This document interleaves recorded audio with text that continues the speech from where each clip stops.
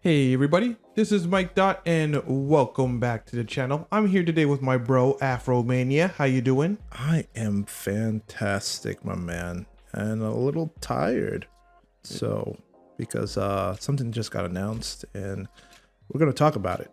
Well, how does that make you tired that something just got announced? I think I combined two things together. No, I'm like personally, I'm tired, but Okay. that being said, separately from that, something got announced in terms of I think all the nominations for the video game awards. Yeah, the nominations for the Video Game Awards have been revealed recently. It's a bit surprising to be perfectly honest, because I kind of thought that a lot of the picks would have been the usual like corporate but in most cases it still kind of is, but there is some interesting picks, but also still a lot of controversy within the picks. So starting this thing off, I kind of want, because there was actually a chain reaction of different like news that came out regarding the Game Awards,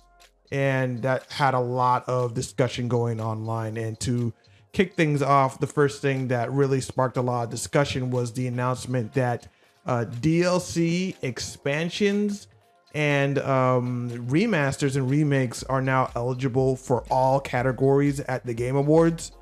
And a lot of people thought that this was a very strange thing to add. It basically means that a lot of games that were just like years old, or games that were just basically have been made years ago but remade for the modern era, like say like the recent Dragon Quest HD game, that's basically eligible for game of the year.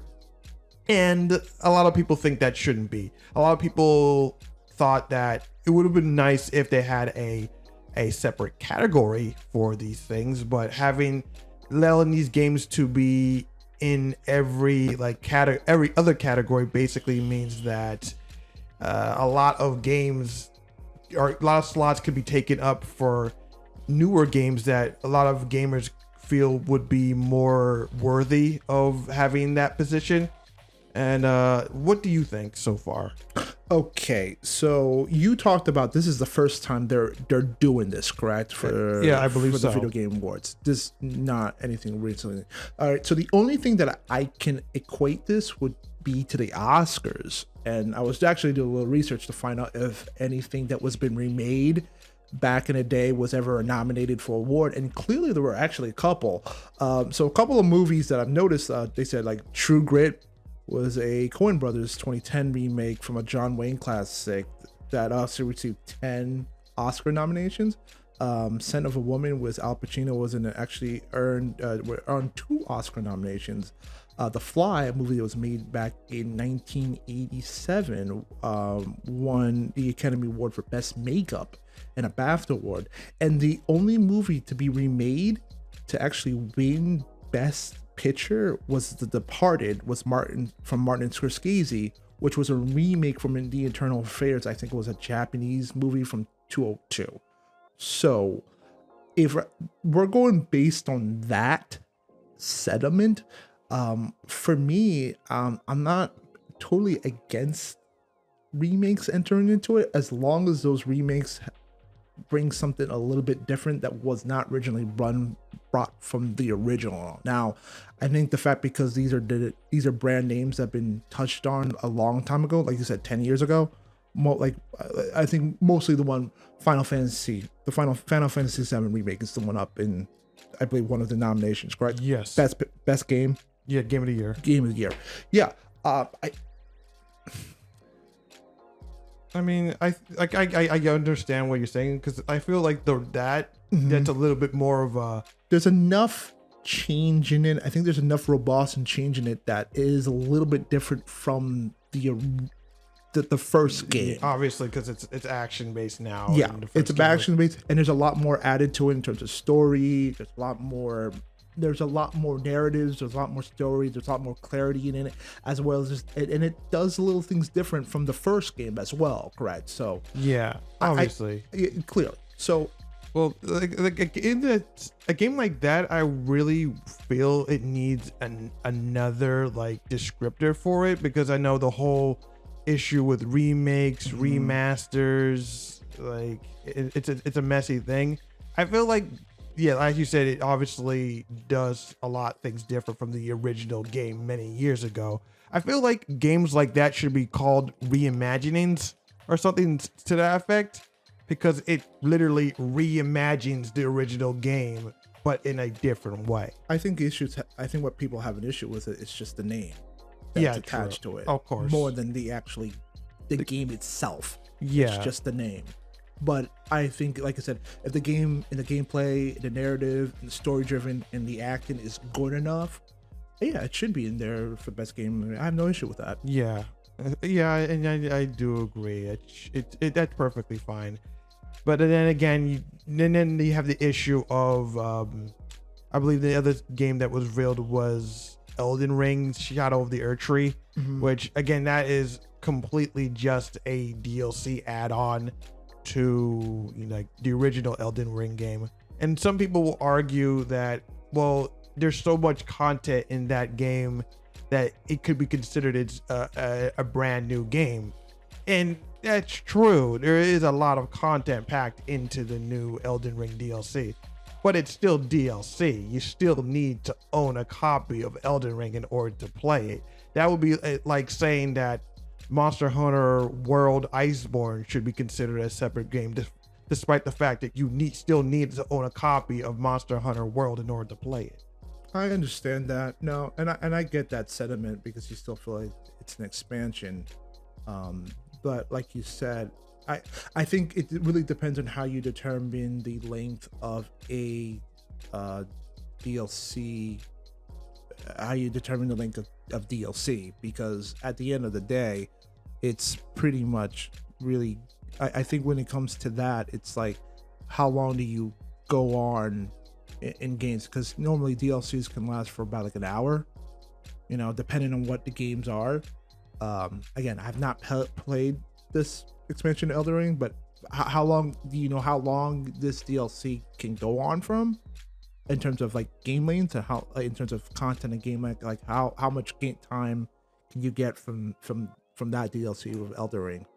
Yeah, I gotcha. And now I'm saying, do you know like the length of, like, in terms of quality and time of that game by any chance? Not at all. Not at all. All I know is that it's a big game. It adds new like content, new features, and whatnot. So it's, again, people say that it has so much content that it's considered its own game. It could be considered its own game, Yeah. but and how much is the DLC? I'm not sure. Actually, I mean, I assume it would be like $30 or something like that. If I can check real quick. And like you said, this game's Elden Ring. Again, Elden Ring's been out for a while right now, Yeah. so you could almost get it on sale if you wanted to. Yeah, The main yeah, copy of the game. It's $40.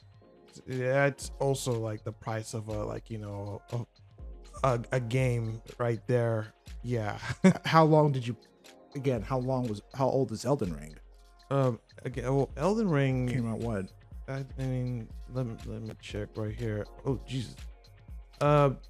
Like 2 years ago. Okay. And then now they just threw out DLC pack, which is what, another $40 game on expansion on that? Yeah.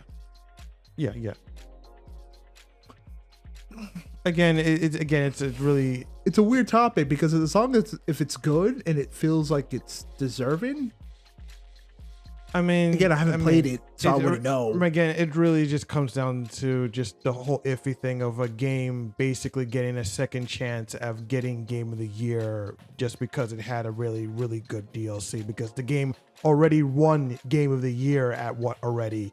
So to basically get Game of the Year again through DLC is where people have more of the issue than the actual Elden Ring expansion itself. Mm-hmm. And no one's saying that it's not worthy of some kind of accolades, but but you don't think not Game of the Year, because even though it's really, even though it builds on a lot of the fundamentals of the first Elden Ring, but it adds some. Well, it brings a really good, again, going back to really good narrative, very good story, very good game. Well, Well, obviously good gameplay because it won Game of the Year a couple of years back. Well, here's the thing. Like a lot of people have mixed opinions about the DLC. Some people said the gameplay is really good. Some people think that the new mechanics are not so great, and a lot of people also think that the game has an absurd difficulty spike that just comes off as unreasonable and unfair. So not a lot of people actually like. So there's a good chunk of people who don't think that the DLC is all that great. But there is a good chunk of people that do like it. Yeah. So again, that's why if you go to you look at the reviews, it's actually very mixed. It's mostly positive, but recently it's mixed. Never going based on Steam. Again, yeah, this is just one small section of opinions. Mm-hmm. Well, again, personally speaking, again, I think it's obviously a lot of people have a lot of love for Elden Ring and From Software, but I don't really think it should be Game of the Year because again, the game already won Game of the Year. Like everybody knows it's basically an instant classic at this point. It really doesn't need more validation through like a DLC. And again, I've not played the DLC though, but if the DLC has figured a way to enhance whatever Elden Ring has brought to the table in terms of, like you said, new mechanics and storyline and characters and all that other jazz, I don't know, man. I guess it can be worthy of it personally. And like you said, and in terms of the hours of content that you're getting into it, that you feel like, hey, they did something here to expand on the original game, that maybe it can be brought into that table. Well, again, that's perfectly fine. I just think give it its own category. I mean, that's what everybody said. Like the issue could easily be solved if it was just given its own category for DLCs and expansions. But then there could be other section that have people that believe that, hey man, this DLC was really, really good. It may need that kind of attention, you know? I don't think so. Again, we know a lot of people agree the game is good. It just like, something about feels like off. These guys did something really amazing that maybe it deserves to be, because there could be that camp too, you know. Again, this is very opinionated. Some people might feel like that DLC should be up there too, you know, in that section. Yeah, I don't know. As far as I'm concerned, it just feels like a waste of a pick. I think there was a handful of other games they could have put in that slot, like Stellar Blade and Space Marine 2, which also got a lot of reception, and those were games that were released this year. So I just feel like, I don't know. It's very subjective. Yeah. But moving on to another topic regarding the Game Awards is the issue that Jeff Keighley, the guy behind the Game Awards, there's a report that him, or at least his organization, is trying to trademark the title, the Game Awards, which again, it is an iffy thing. I know Afro had a lot of opinions on this. We had a discussion before this, and he had a lot to say on this. Could you recall what you said to me before? God, I can't even recall what I ate, like, let alone his opinion. But I think when it comes down to the trademark of the Video Game Awards, now again, I don't know how the legal system would work on that in terms. Now, again, an example that I can think of, like when React Brothers tried to do that, when they tried to put the word React. Clearly, you can't do that because React is very general. Yeah. It's a very general term. As well as I believe Sony trying to patent trademark the word Let's Play. I believe. Correct. Yes, it's a very general term. You can't coin something that's very general. You know, not like many companies haven't tried it. You know, so it's not unusual.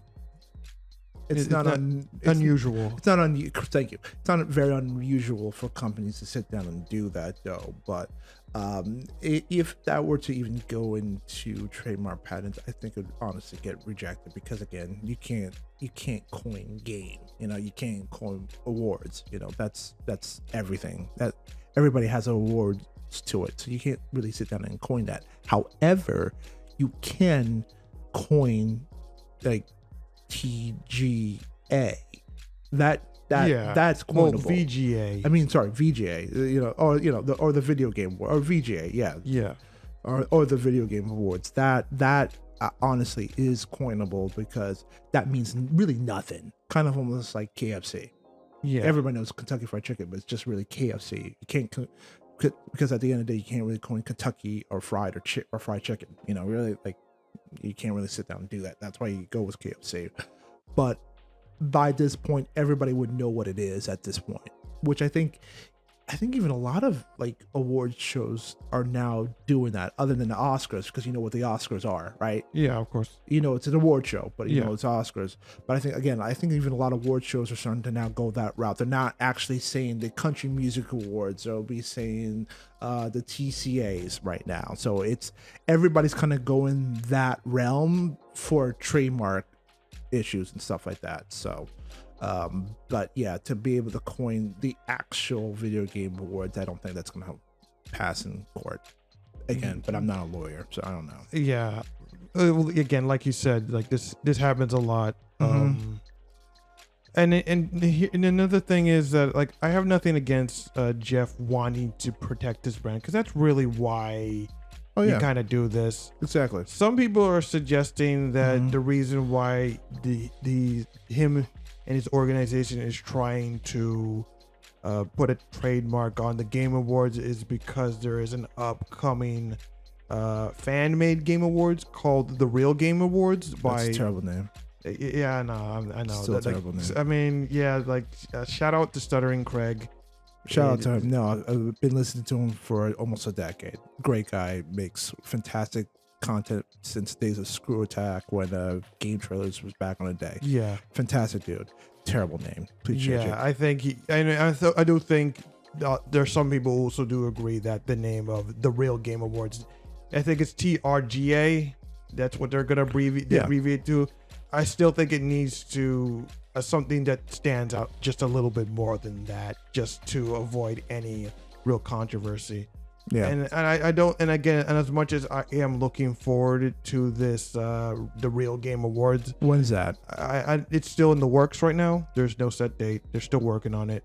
And to be fair to him, what does that mean? The Real Video Game Awards? Yeah, exactly. What does that honestly mean? I mean, it really doesn't really convey much to what the whole objective of the award show is. I mean, obviously to stick it to, I guess, the other Game Awards. Yeah, I guess to stick it to the Game Awards, where you feel like you have a lot of controversy in terms of the fact that these Game Awards are still kind of embedded with other journalist websites, which we are going to talk about that later. But it's still, like, in terms of games, what does it mean? Like, yeah, we're the Real Video Game Awards. We're gonna not have biased opinions and shit. Like, I mean, I don't know.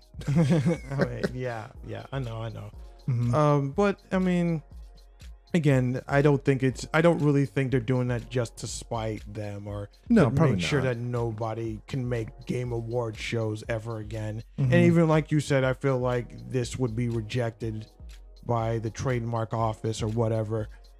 I just think I think Jeff is just trying to protect his brand. Yeah, probably. Yeah, and I'm not too worried about it. No. But as you said before, going on to the next controversy or issue that sprouted from the Game Awards is the fact that this year they decided to hide the jury list. Now, for many years, the jury list was open for everyone to see what kind of people are voting for the Game Awards this year.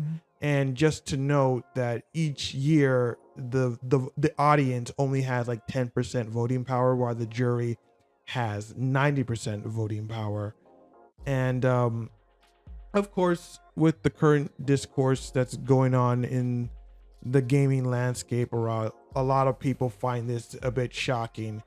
because people already dug up the jury list from last year, and a lot of the usual suspects. It's a lot of like game journalist outlets and stuff like that, and a lot of like resource censors and whatnot. And you also some weird picks that just make no sense, like NPR, which is like a political radio station. Like, why do they get to comment on video games? No, I think NPR. I think a lot of those places that you say do have some video game people in it. You also have to remember that, like, people like Entertainment Tonight does have a video game section. The Wall Street Journal does have a video game section.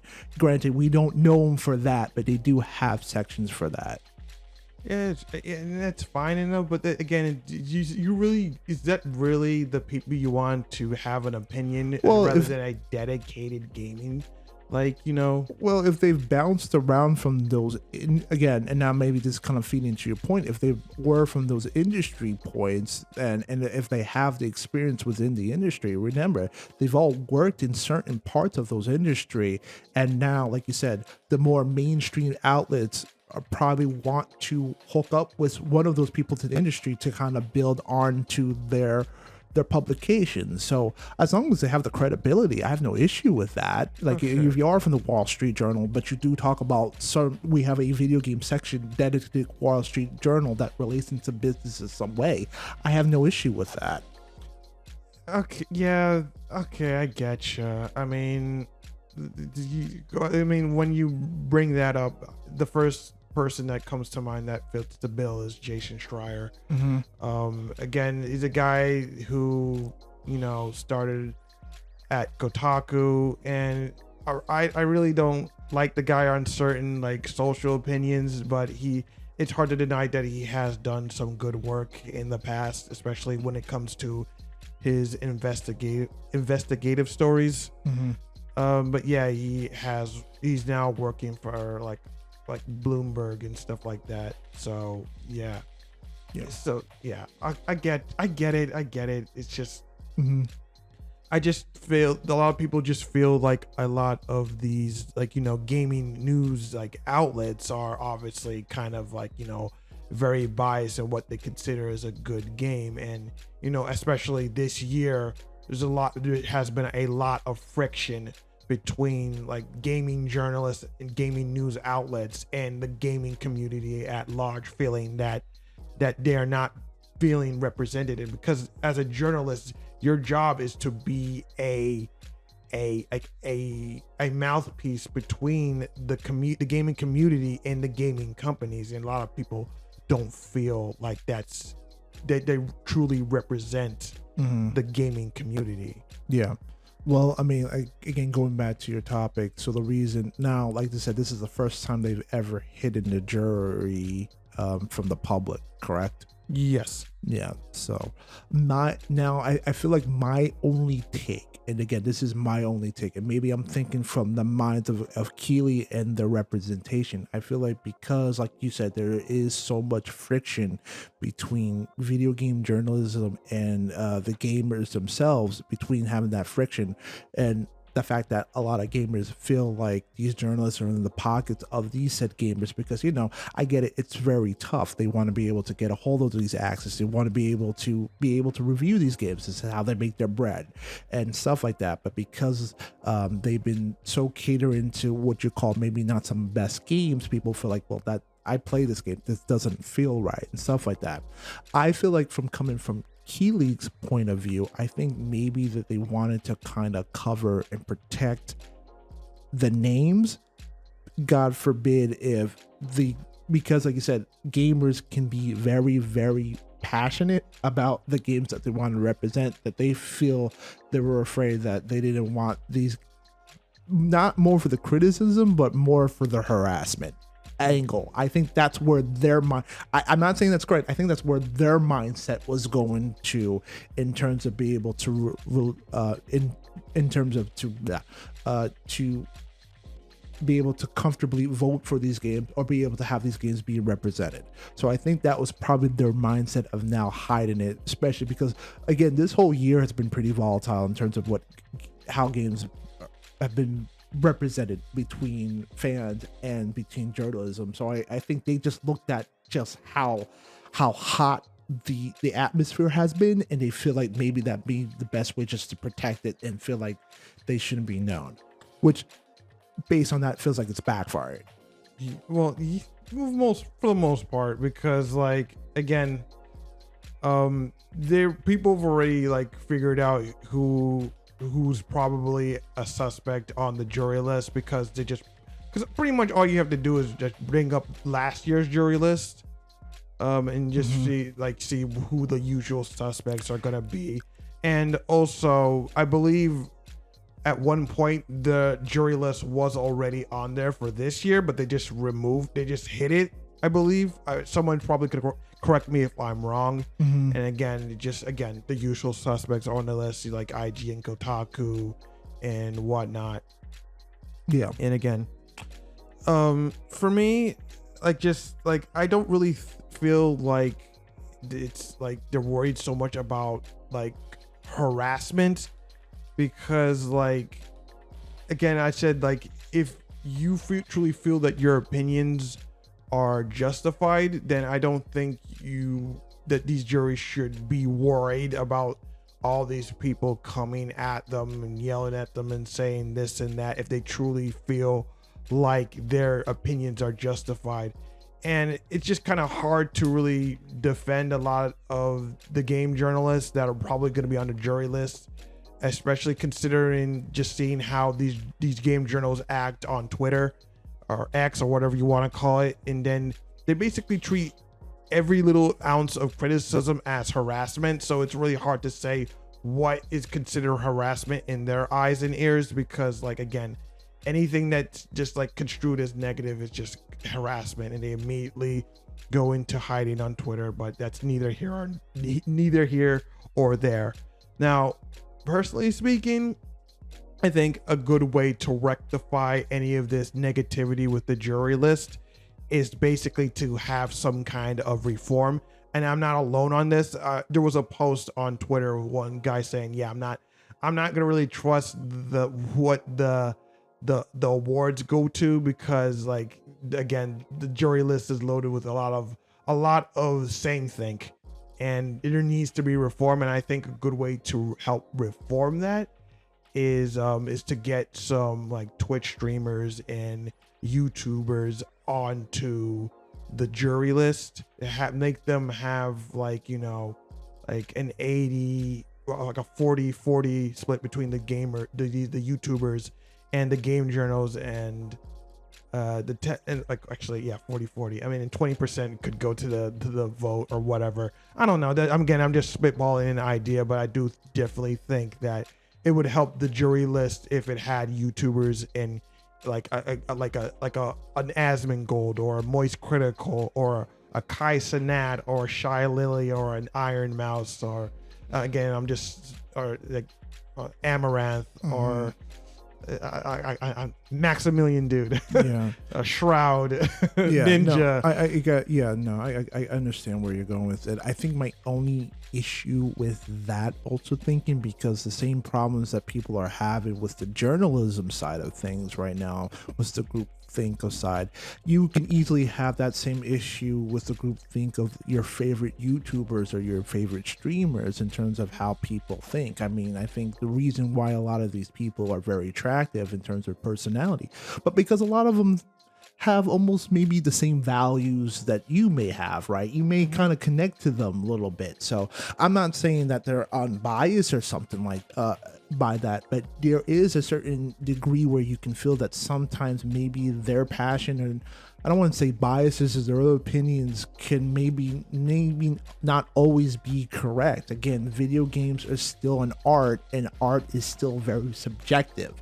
So for one person to say that, hey, I love Black Myth Wukong, just using that as an example, there might be 100, yeah, I agree, Black Myth Wukong is the best game of the year, it should be the best game of the year. There might be another section that feels like, I don't think this game is great, and then they have their fan base. This is like, yeah, I played it too, it's not that great. Now I'm saying there'll be a couple of people within that section that might like it or not. So I also feel like at the end of the day, that that also could be a big of a concern. But going back to what you're saying, yeah, I think there needs to be a balance between having some of the journalism from these said sites and a little bit of, like you said, representation too. But if they're going to do that, I think there has to be a bit of a rotation. Like they can't keep on like for 1 year. If you're gonna get, like you say, the example, if you're gonna get like a Jason Schreier to be on the council, to be the juror for these games for this year, he can't come back for next year. Yeah, that makes sense. I think they have to do a rotation. Same thing. Rotation. If you get like if Moist Critical were to jump onto the same thing, he can't come back for next year. Yeah. So you have to have that rotation. In fact, I would say like next year, I was 2 years. I would say 2-year rotation on That's jury. Whatever makes it, whatever you feel like it makes it, hopefully more balanced. Balanced. And it's not even about more balance. Like, it's the perception that you don't feel like things are being rigged, because I think that's what people feel like, like things are not getting a fair share. So as long as you keep the perception in check, I think that's more important than whether you feel like it's fair or balanced. I don't think you're going to be able to have those moments where everybody's going to bring their opinion to the table no matter what. You're gonna champion what you like no matter what. And that's perfectly fine. I'm not saying that you're not suggesting that it should be biased onto one side or the other. That's not what I'm saying.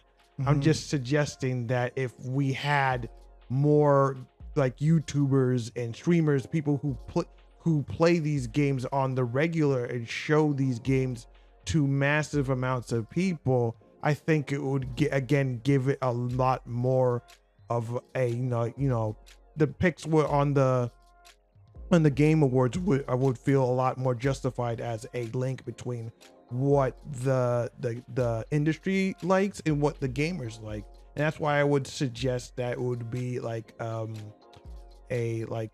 would say like, I guess a 40 split between YouTubers and game journals, and the viewers would be the tiebreaker. I think that would be a 3-way split. I think would be the best way of doing this. So there isn't like there isn't like any bias to one side or the other.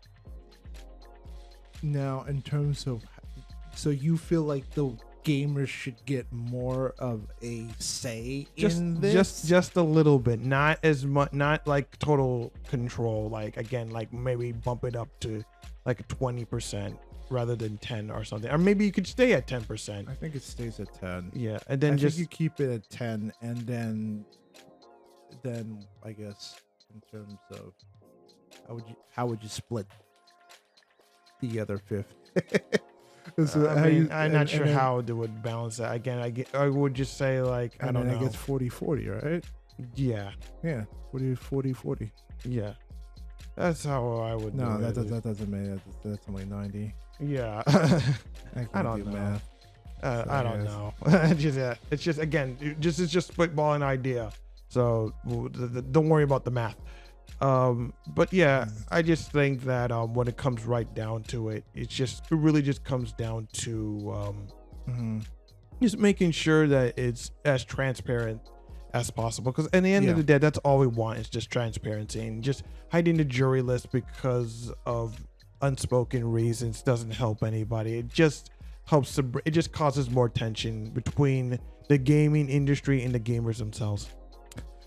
Yeah, I mean, I understand where you're coming from on that end too, where you feel about the transparency situation. It would be nice to be able to list all of the names promptly. I just think we right now live in such a volatile time where people are so passionate about their games that sometimes they can get a little carried away with their opinions on certain situations like that. So, but yeah, I mean, hopefully, I do like that idea of the split between, still kind of using gamers and YouTubers as that kind of bridge, to hopefully feel like gamers have a better say in the table when their favorite games are being presented. Yeah, I gotcha. Okay, so now moving on to the last part of this episode, the nominations have recently been revealed, and Yeah, a handful of interesting picks and some questionable ones here and there. Starting with Game of the Year straight off the bat. Astrobot, Baltaro, Black Myth Wukong, Elden Ring, Shadow of the Erdtree, Final Fantasy VII Rebirth, and Metaphor Refantasio. So, yeah, what to say about some of these picks? Again, a lot of controversy still surrounding with games like Elden Ring being there as because it's a DLC game, and also Final Fantasy VII Rebirth it deserves to be there, but still a little bit questionable, I guess. But and the other weird pick being Baltraro, which is basically a very popular like indie game. It's basically a poker game, but with roguelike elements added to it. Like, I've never played it. I've seen people play it. I've heard nothing but good things about it. Again, I'm not big into poker, but again, it looks like it's a very popular game for a reason. A lot of people say it's a very addictive game, but is it really game of the year material? I'm not too sure. I mean, maybe you can just let us know in the comments if you think it's game of the year material. Astrobot, again, is a big like darling of the PS5 because a lot of people have played it and basically said it's Sony's Super Mario Galaxy. It's a very bright and colorful platform game, and again, a lot of people have liked it. It's really, really, really good from Tibasabi, and yeah, it definitely deserves to be there, along with Black Myth Wukong, obviously huge game that got a lot of attention and a lot of controversy along the way, but it managed to gain a lot of sales, a lot of active players in its first month, like millions of players, most of them being from China, but still a lot of players overall, and it definitely deserves to be there. And along with Metaphor Refantasio by Atlas, the guys behind the Persona games. I heard it's a very good like turn-based RPG that has a lot of serious like elements, a lot of like social political themes that really gel with a lot of people. And overall, it's a very quality game, especially if you're a fan of the Persona games. So also another good game that deserves to be there. Now, is there any particular game that you think should and should not be here on as game of the year? I mean, honestly, I've not played any of these games, so I honestly can't tell what game is deserving to be here or not. You know, it's not for me to say, you know, honestly. So, Bellatraro, I'm probably not. Bellatro. Yeah, I think I even pronounced it wrong at some point. Sorry. I feel like there needs to be what's that? You know, like a pronunciation on how that game Bellatro. Bellatro. I guess that's how it's being. That's how it's being called. Again, I don't have any real horse in the race for any of the games other than what we really talked about in the podcast, though. But I guess in your really to kind of go back in terms of game of the year, like what game do you hope wins game of the year based on everything that we've actually sat down and mentioned? Like what game would you like to see take? Either Astrobot or Black Myth Wukong. Okay, that's personally, yeah. Why Astrobot? Because it's a game that I really feel that's just it's just simple fun, and it's a game that's exclusive to PlayStation 5, which it's a system that desperately needs exclusives. It fills a niche that has long been abandoned by AAA gaming companies. Yeah. And overall, it's just like it's just a dumb fun game that really also hypes a lot of PlayStation nostalgia, because you collect a bunch of different like bots in the game, and they're all representative of different PlayStation or Sony characters throughout the years. Like you can unlock like a robot of Parappa the Rapper, or Crash Bandicoot, or even like Ryu from Street Fighter, or Solid Snake from Metal Gear Solid. It's a really like charming, fun little game, and I definitely feel like it needs to be there. Okay. And what if a game like Bellatro wins game of the year? I feel like that game would get a lot more controversy because it doesn't feel like it should win it. Yeah, I definitely see. Again, I heard nothing but good things about this game, but I can definitely understand if it does win. I don't think it will, but if it does, that would be it's like I would say if it does, that would be a major upset. I mean, and hey, a lot of people like seeing underdogs win, so that would be an underdog win to talk about. I think if Black Myth Wukong doesn't win, I think people are gonna riot, and then again, it's gonna deep into like, well, people don't like these games, blah blah blah blah blah blah blah blah blah. You know, I feel like that has to be the game that wins Game of the Year. Yeah, Personally, I think so. I think that has to be the game that has to win it.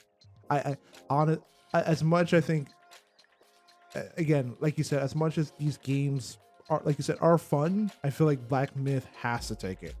Yeah, just to avoid any like blow up from China. China, you're gonna get China on your ass if you eat Black Myth. I just think like you said, this whole entire how again, how much I've watched this entire year, I feel like this game has been the one that everybody has backed, you know, strongly. So I feel like if that's not the game that wins it, well, yeah, I don't think. I think people are going to take it personally, right? I think people are going to be like. You think people are going to be? I don't think there's going to be riots in the streets if it doesn't win Game of the Year. No. But there are. But you know, there are a couple of those people, though. Well, there's always going to be those people. You know, when I it understand comes to that. thing, but I don't. Again, I understand there was a lot of people riding that, but I think the high of this game has come and gone. At this point, I do believe they're working on some kind of DLC for the game. Correct me if I'm wrong, people in the comments. But I think if it would be great if it wins, but I'm not going to be surprised if it doesn't. I do think the other games are also very strong in this category. Yeah. Innovation and accessibility. This, like Dragon Age the Veilguard, this is it only got nominated for this category. And I mean, with how much the gaming community has been rallying against this game and how much the gaming industry has been trying to prop this up. I mean, recently the gaming industry decided to stop propping this game up and saying like, yeah, we can't keep like protecting this game. Like a lot of people generally just don't like this game. And yeah, it's understandable if you understand how much this game really kind of tarnishes the legacy of the Dragon Age series. Yeah, the fact that at least they gave it just one category and an innovation, like I said, okay, good for that. I would say at the very least, because you know, it's almost like a throwaway category if you think about it. Yeah, it probably doesn't even win it. Yeah, I mean, I'm not even saying that accessibility features in gaming isn't a bad thing. You know, like hearing aids, like colorblind modes. Those are always like, you know, welcome. But you know, okay, good for you for Dragon Age that you get acknowledged for that and nothing else. Yeah. Games for impact. That's nothing in particular. Weird, I guess not. Well, Life is Strange is not an indie darling game. I wouldn't say that because it's had a couple of it's been around for a while. Yeah. So and Tales of Kansera Zhao. I mean, that game. I mean, that has a little bit of controversy considering it's connected to the sweet baby Jesus, and you know that. But just from a game standpoint, it wasn't very like amazing. It was like kind of like a box standard like action platform game, and yeah, I mean sorry for the you know the owner of the company, because I believe their studio actually shut down and whatnot. So I mean, I guess if nothing else, if they get that, then I would say good for them. I would say yeah. Moving on, and then best ongoing, I think Helldivers 2 would probably get that. Yeah. Because that game has gone through a lot of ups and downs, especially when it comes to the whole controversy with its community team and the balance changes that upset a lot of people. I mean, the game is back on track, I would say. A lot of people are, the game is in a much better place now. It had a wild year. Yeah, a very wild year. But I would say if it would probably get it, especially compared to all the other games that have been out for so long. Helldivers 2 is a more recent game, so I feel like it would be more deserving. I mean, then again, it is called Best Ongoing, so it's like development of games that have been out for a while, but still. But these games to add like fresh content. I mean, and great narratives and stuff like that. I mean, it could still go to Fortnite. Like Fortnite and Final Fantasy. I don't see anyone saying much positive about Destiny 2 and Diablo 4. Yeah. Personally speaking, probably someone's gonna yell at me. They'll say like, no, these games are still super popular. Everybody loves it. Like, okay, I get it. I know. I'm just saying from my perspective. I don't see a lot of positive things about those two games. Like community support. I know No Man's Sky has already gotten so much recognition that it deserves. I would still kind of give it to them because I'm still like following this game, and the amount of free updates they give to this game is kind of mind-blowing, because they could like all the updates they've given to they could have easily charged like DLC prices, expansion prices, but no, like every update they release for this game is always free. And even more so, every time they release a major update, they put the game on sale. So I think it's just an amazing thing for them to this game is still going. They're still releasing update, and they're not even done with it. But then again, I think it would probably go to Baldur's Gate 3, because like a lot of people really love that game, and how as an RPG, there's like really nothing like it on the market right now. Another thing I wanted to go, best independent game. Okay, for me personally, I would give it to UFO 50, because it's basically that Action 51 cartridge game, but actually good, because the amount of like games you get in this collection, and they're all like quality games that could easily be their own game that you could just enjoy on their own. And there's so many different favorites, like so many people have their own favorites simply within UFO 50. Like what Derek Yu and his team did with this game is honestly like mind-blowing. It's definitely worth a pick, along with Animal Well, which is the game that by really, again, like shared memory in Big Mode. And for those that don't know, Big Mode is the publishing company made by a YouTuber named Video Game Donkey, and he has a lot of popular videos. But the guy who created Animal Well did an amazing job as like this platform adventure game that has a very like psychedelic vibe to it. It's very trippy, very like mystic, and it has like a vibe that a lot of like games similar to it don't really like achieve. So it definitely is also a good pick. And then of course there's Balataro, like as we mentioned, it's a very, very popular poker game with roguelike elements. So it could easily go between one of those three games. I feel like if Balataro doesn't win best in game of the year, then it wins independent. Yeah, I would say so. It's really, really, really good games between those three. I would say. Yeah. And then even best debut indie game, again, Animal Well, Balataro, and then Mana Lords. I heard it was a very, very good game. You know what? It's really starting to become more like the Oscars. Yeah, in terms of like these darling games right now. Like this, all due respect to these games, these are games I've never really heard of until now. Until we've had this conversation right now. Now, that's not to say that they're not good games. Obviously, I'm not saying they're not good games. I don't know if these are games I'm going to go out of my way to sit down and play. I'm not. I'll be honest. Again, and that's not to say they're not bad. It's just these are games that I'm not going to go out to play. Just like in the Oscars, there's a bunch of movies that you've heard of. Like I'm not gonna go out to go watch this film. Yeah. So yeah, no disrespect on that. Yeah, I get you. So I guess the last thing I want to point out is, again, mobile game, because like again, Balataro is there, and it's a game that was started on console, and it recently got a mobile port. So to have that game on there is kind of funny. But I think it's going to be a toss up between either Wuthering Waves and Zenless Zone Zero.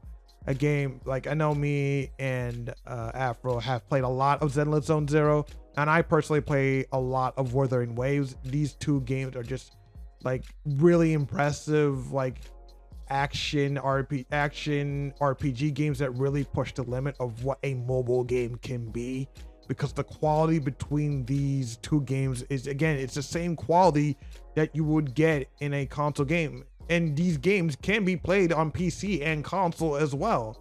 So it just speaks volumes of how much the mobile gaming like scene has evolved, that you have these big, like huge budget games that you can play on your phone as well as on your PC.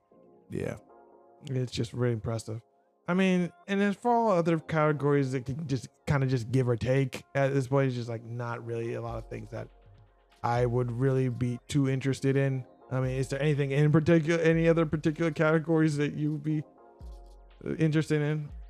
I mean, oh wait, oh shoot, there is one. Yeah, fighting category. game. It would honestly be my take, but other than that, you know, the watch between like Dragon Ball, Sparking Zero. Yeah, but even that, there really isn't anything too special in the fighting game category, because it's usually kind of quiet.